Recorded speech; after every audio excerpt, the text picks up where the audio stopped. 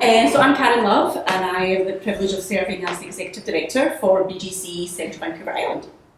Awesome. And we are a childcare provider, and we provide children, youth and family programs as well. But here at Beban House, we do out-of-school care program for ages 5 to 12. Awesome. And how long have you been here for? I've been here for 3 years. I moved here just before the pandemic from Alberta. Yeah. So tell us about this house. Like, it's quite amazing. What year was it built? Do you know anything about it? I believe it was built in the early sort of 1900s. From what I've gathered from working here, a family, he actually built it for his family, the Beban family. So he built it for him and his wife and I believe 4 or 5 kids. They were quite wealthy in their time and very well known throughout Nanaimo. And he built this lovely home, which is it's an amazing house. It really is. And any stories that I've heard about the spirits that are here, they're all friendly spirits. There's never been any, bad circumstances come up. I mean, the main story we know about is the little boy who lived here, but there's never been any bad spirits as far as I'm aware here, which is good when you work here. Have you experienced anything here? So a few things. You never know whether you're putting your thoughts into it to make it more, but sometimes I do come in at the weekend and I'm the only one here. So one weekend I brought my dog in, just a little chihuahua, and she never barks unless there's anyone that she doesn't know. So I was sitting up in my office because I work in the first floor up the stairs, and then all of a sudden she started barking. She ran out of the office and she's running about the floor upstairs barking, and that's very unlike her. So it makes you think, is there something going on that day? And then she managed to calm down. And then we also had another film crew here for a couple of nights, and we told them the story about the child with the red ball. And then the day after the filming was done, I came in the morning, and we had no kids here. The programme was closed for over Christmas, and when I came in, there was a red ball sitting in the path outside. And it was the only thing that was outside, was the red ball. And the reason why that's important is, I've heard the story about a young boy who lived at Beban, one of the Beban's kids, and when he passed away, our kids who used this as daycare many, many years ago used to actually talk about a little boy who was wearing clothes from the 1920s, and kids just can't make up that sort of information. So, and we've also heard through rumours that, people could hear a ball bouncing off the doors between this room and the room next door, and when they look, there's nothing there. So again, the more stories that you hear, the more you think, there's maybe something here. Yeah, I just had goosebumps when you were talking about that. Yeah. I'm like, confirmation. Yeah. Mm-hmm. Yeah, but like you said, there's nothing scary, like evil about them or scary. It's all very much like, welcome to my home. Yeah. Mm-hmm. Enjoy it as we do. Yeah. Mm-hmm. Yeah. I know other agencies who have been here would hear noises. I know, I hate to say, but an RCMP officer didn't want to stay here overnight on his own and doing a night shift because he could hear noises. So you sort of hear these stories, over and over, and you start to think, there's something going on here. Yeah. And I think it helps if you're a believer in the spiritual world, because then you can find reasons as to why these things happen. But, And are you spiritual? Yes, I do believe. Yes, I've been to mediums before and spoken to relatives that have passed on. So I'm a huge believer. I used to go to a few different mediums with my mum, and we went to one where they actually said she had some sort of aura around her, and then when she passed away, she's the one that I managed to connect with on the other side. So that was quite, spooky. Nice, but spooky. It's cool. It's affirming, right? It's yeah, very much so. Yeah. So it'd be nice to actually find out, from the spirits that live here, like why they stay. I always wonder why they're still here. Right.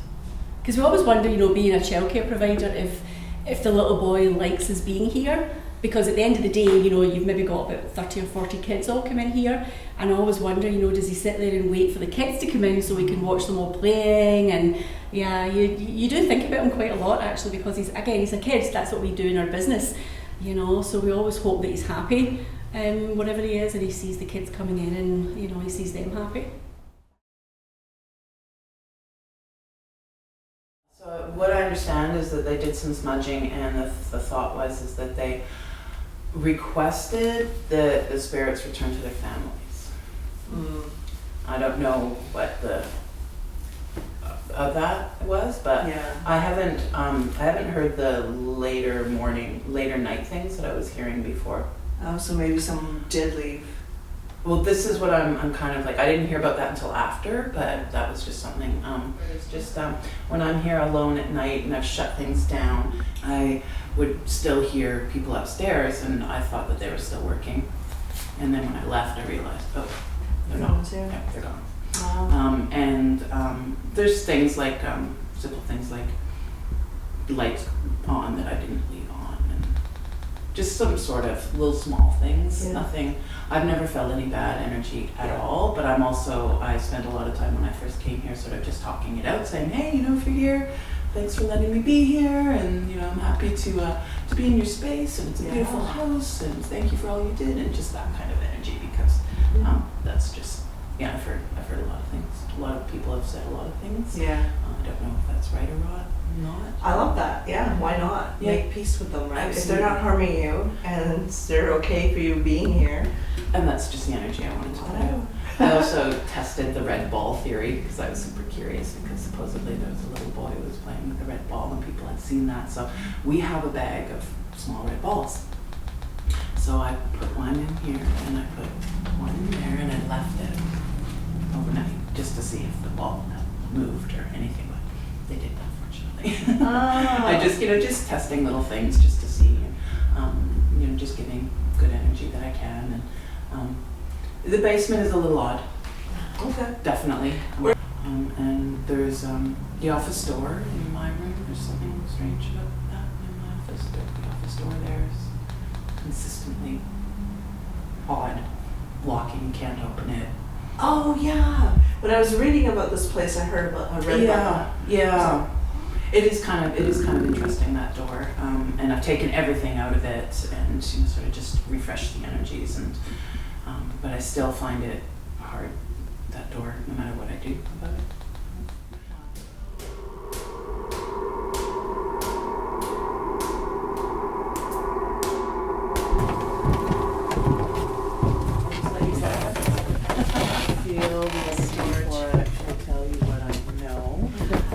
Yeah, definitely got it right away. Do you feel that? That kind of right here? Hit to the head?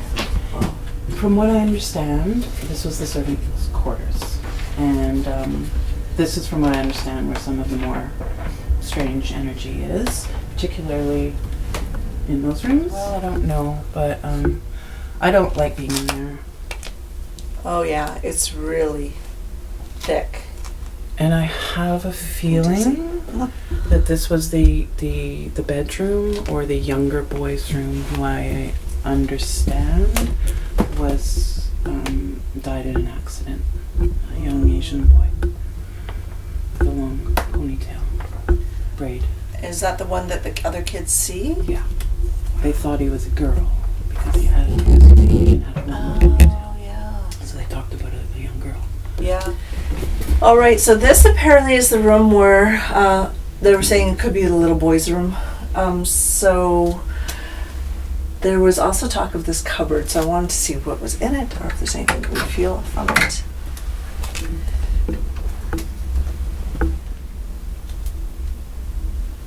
Okay.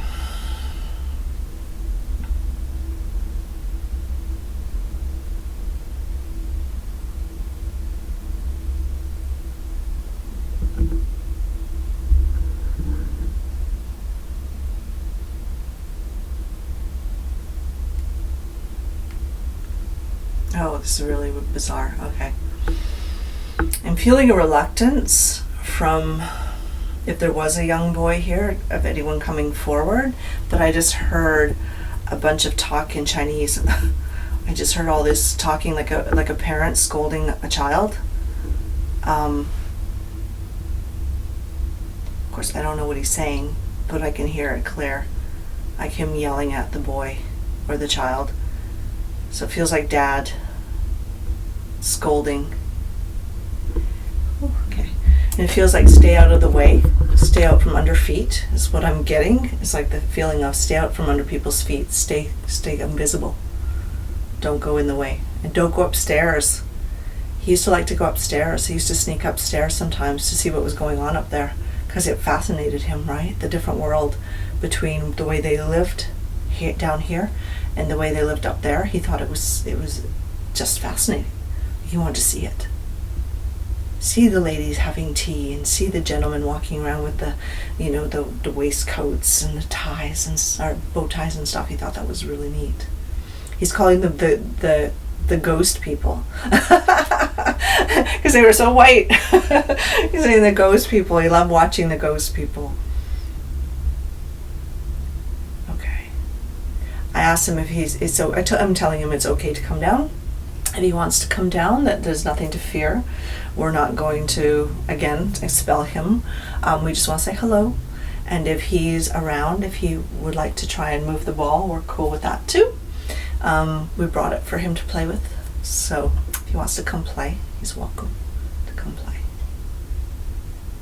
Really reluctant though. I'm feeling like, almost like it won't come through the veil. Just hanging out watching us. He's nervous. He's nervous.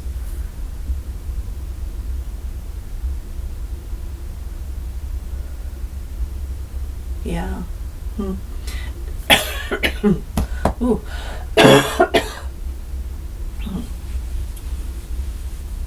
I wonder, I'm curious what he might have passed from if he was down here, because I'm feeling congestion now in here. I'm feeling like pneumonia or something taking over. I'm feeling my lungs filled with liquid. And all in here. Do you feel anything? No. Yeah, it's really bizarre. It's like this cold just came down on me and went, right in my lung area, in my throat. Excuse me. Oh, let's ask him to take that away.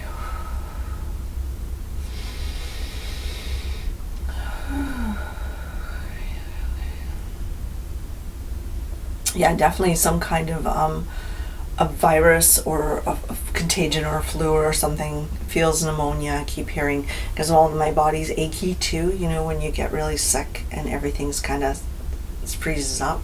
That's what I'm feeling. And I'm feeling like sweaty and clammy. And I just had this image of him lying in bed and shivering. I don't think they had a lot of heat down here. Like, I'm feeling like it was always cold. It was always just too cold. Always just not warm enough. Because he's bundled up. Like, he's got all of his clothes on and then blankets.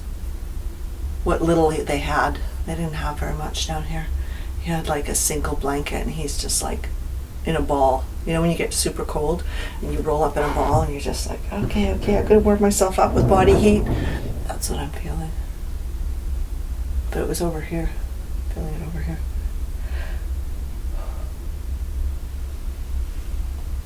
But this wasn't only his room. There was somebody else in here. In that corner. Who that was. I'm hearing like uncle. It's like an uncle or somebody there. Somebody that was part of the family. So it was more than just mom, dad, and one child. There was somebody else as well that was down here in this room. Couldn't imagine sleeping down here. It's really... maybe it was more finished in the day, but it just feels like it was an afterthought. Like it was just kind of left. Like, let's throw them downstairs and let them... Mind you can see it is the colors of a children's room. It's blue and pink, and we don't know when that took place or when that was painted. And I feel like he had a sister too. I'm just hearing sister. There was a girl as well. Nobody's mentioned her yet, but maybe there's something when we speak to the historian. Maybe there'll be something about that. But I feel like she was older than him, so she would have been one of the servants because she was a bit older. Interesting. Okay. She helped. I'm here to help Mama. She helped the mom.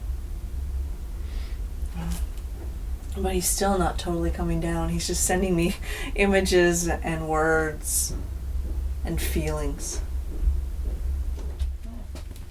And then I'm assuming that then this was sort of the main bedroom. The old fireplaces, there's one that this goes up into my office, so it connects to that one. And then the large fireplace in the lounge room also connects to the fireplace upstairs, which recently has an insert, but these ones have all been open for quite some time. But I can understand how you just want to dump everything and go. Yeah, like, yeah. I I give myself a few minutes and now I'm done. Yeah, like that. Okay. And I don't have any personal negative. It's just thick. Yeah, it is thick, and you can feel it in a lot of different places right now. It's like headache, throat thing, tummy thing. It's coming from my throat a lot down in the basement. I know Definitely. So that means they are here. There's energy here. We'll just have to try connect to them and see what we get. Right. Wonderful. Wow.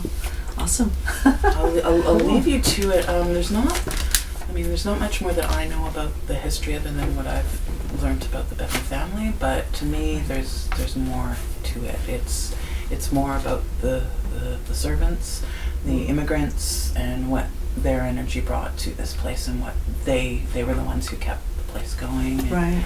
And so that's yeah. And we just had a little tour by one of the staff here for the Boys and Girls Club. We're very appreciative of them to let us come.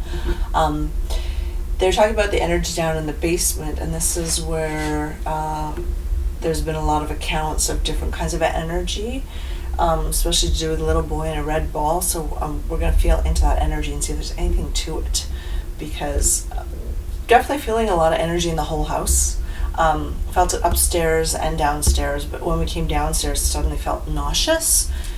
A bit of a headache, a bit of a throat thing going on, a bit of a tummy ache, and even Sarah felt it too, and so did Robin, who showed us around. So I'm kind of like, there's definitely a presence here. So we'll feel into it and see what that is. Yeah. Woo. Okay, I'm gonna connect, see if they want to come through, come forward and give us any information or say hello, and maybe move the ball if they want. I don't know. All right.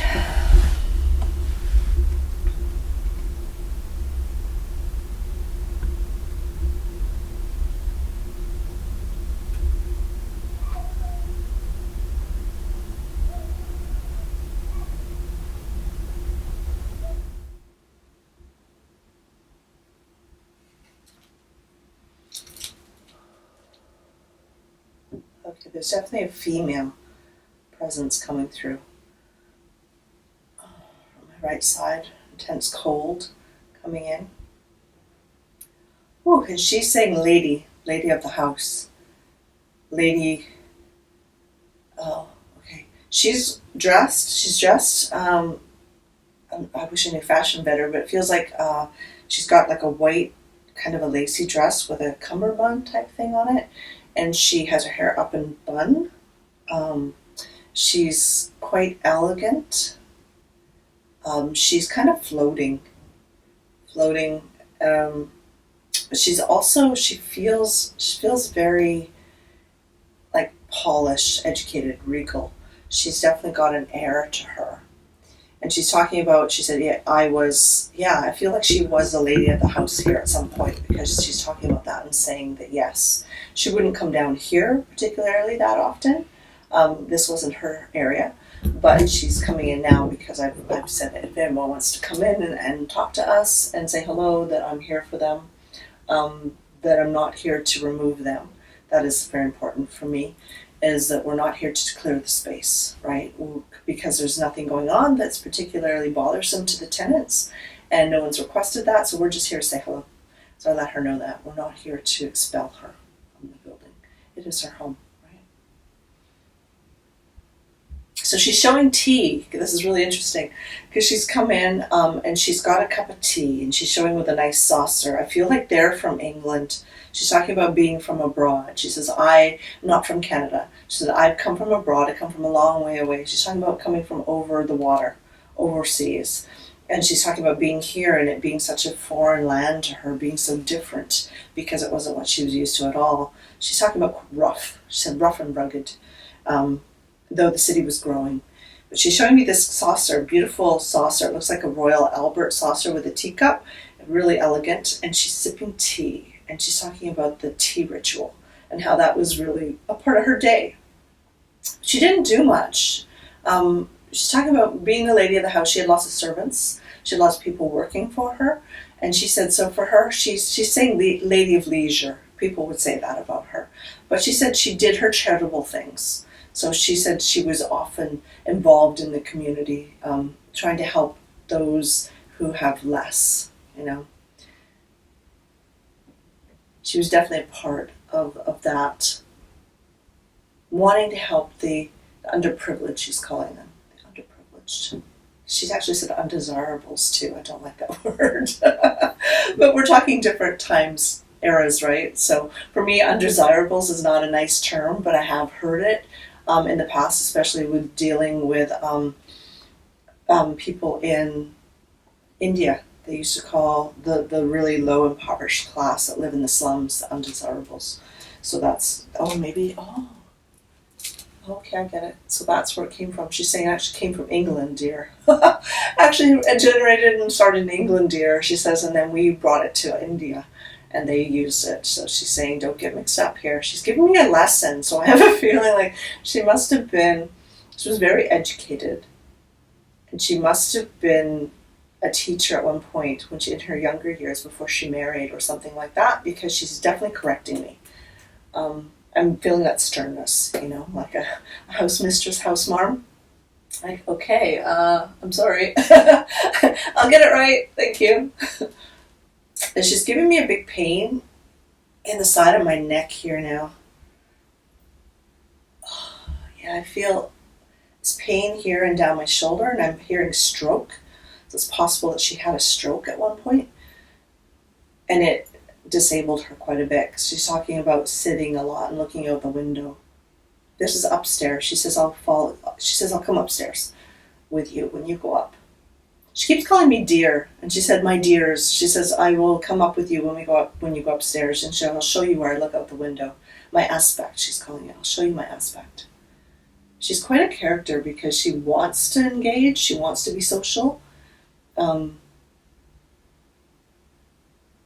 She's like, she's very welcoming, which is interesting feeling. I haven't felt this before with a spirit where they're super welcoming, and she wants to, this is the way she was when she was here, because she wants me to be comfortable. She wants me to be at home in her home. She says, we're guests.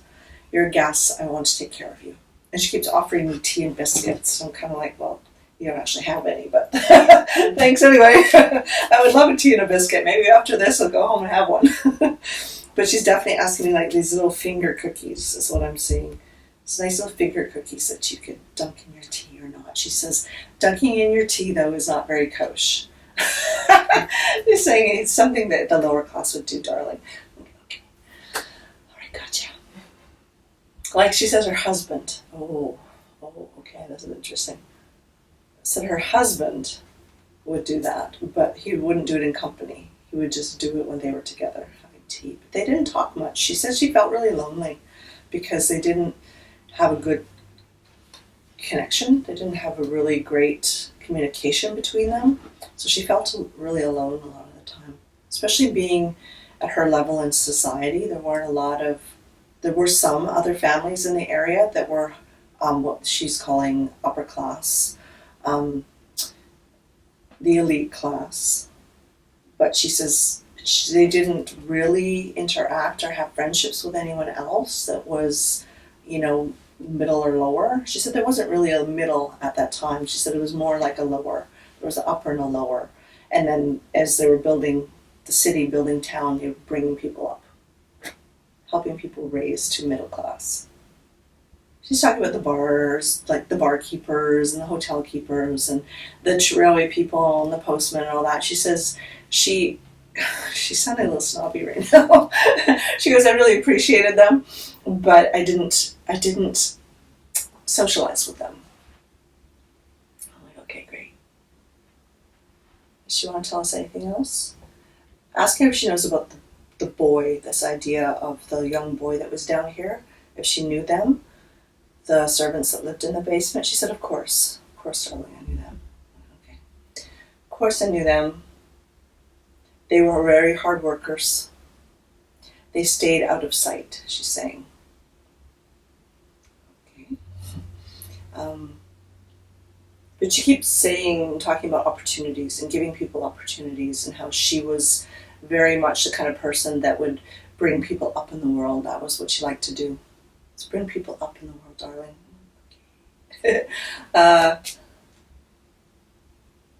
She's interested, she says, I'm interested in watching now. She goes, I still hang around sometimes. She goes, I'm interested in watching the modern day, what people are up to now. She goes, because there's some lovely people here. She said that work on a day-to-day basis. She says, there's lovely ladies that I like to hang out with. Well, I don't think they know she's hanging out with them, but so there's some lovely ladies that she likes to hang out with. She says, but the world is so different now. She says, it's really changed. And sometimes she'd like to go home.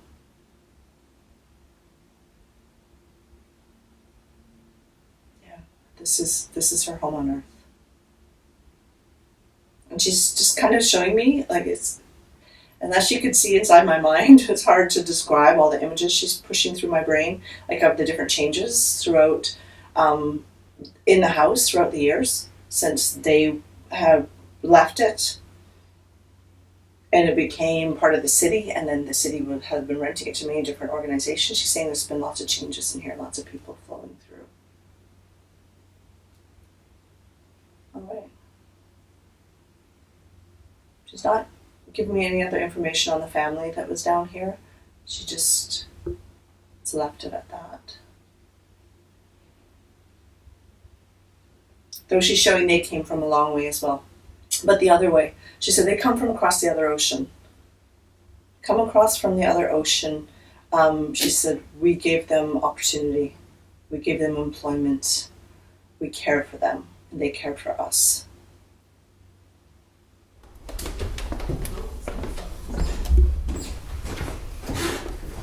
So this apparently is the room that Lani was just talking about, where somebody reported seeing powder falling from the ceiling, and this also may have been Mrs. Beban's sitting room, where she would come and sit and have her tea and stuff, like her parlor. So we're gonna feel into that energy again and ask her, see if she wants to come through and do anything. Would be awesome if she wants to move the ball or make powder rain from the ceiling. That would be incredibly cool. I think we'd all freak out a little bit. Right? But yeah, so let's feel into the energy again.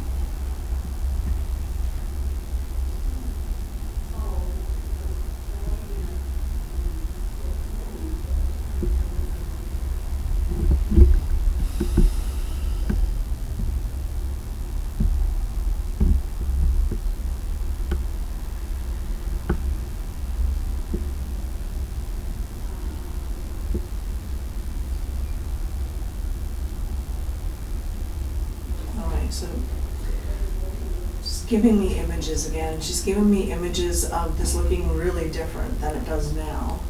I'm seeing like a settee set up, tea trolleys. It was really beautiful, like a beautiful sideboard in the corner, a sitting room, a couple of nice chairs, and her sitting here, showing me again herself sitting drinking tea. I just get the feeling she did that a lot. And bringing people in. She said often she'd have like her close family, if they came to visit, her close friends, this would be where they would sit. If there was more formal, they'd sit downstairs. But this is like her girlfriends. She's saying her girlfriend. But yeah, definitely getting that image again. Her walking around the room. I don't know if Sarah can feel her, but I feel her quite strongly right now. And just this cold energy. And she's showing me in my mind's eye, which is where I usually see things because I'm very visual. I think they come to me in that way because I'm a storyteller and I'm a filmmaker, but also that's the way it's always come to me in mediumship, is that I'll get like a video in my mind, like old 8mm videos or something. And then they'll also speak to me. They'll have me taste things and feel things. So it's really interesting because I don't see them physically, like I don't see them walking through the room, but in my mind's eye, I see her here. I see her walking through the room. And she wasn't very big. She was quite petite in stature, but a little plumpy. She's showing me herself that way, showing her when she was mid-age, and always done up though. She always was dressed nicely, and she always had her little boots on, and she had her hair up. She was always done up really nicely. She's just walking around the room, showing me kind of what she would do. She would sit in the settee if she was talking with somebody, if she was here alone having tea, she would sit by the window and just stare out. It wasn't like now we've got roadways. This is one of the main roadways in Nanaimo that goes by, Bowen Road. So she would look out there, and it wouldn't have been that at the time, there wouldn't have been the mall there.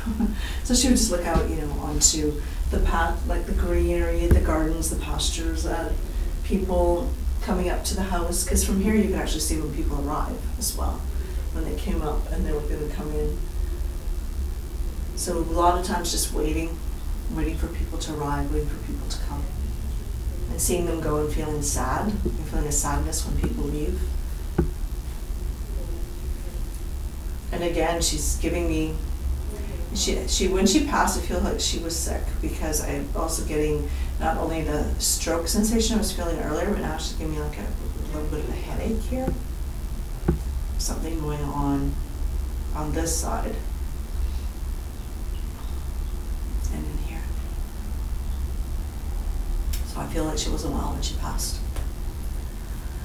Which, yeah, okay. But you can just picture the scene, right? Of her being in here and her solace and spending the time. And there was chandelier here as well, really nice chandelier. Not these horrible fluorescents. It was just cozier. It was really cozy. Yeah, it's her private space. So, well, that's the other thing. It's like we see things we don't understand, and we get scared about it.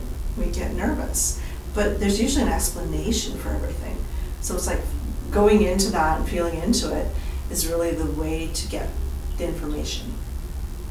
So I'm happy that I did that, because now I'm not afraid. I'm today hoping to have some phenomena come in, something that we can record and see. Hasn't happened yet, but we've definitely felt the energy. So.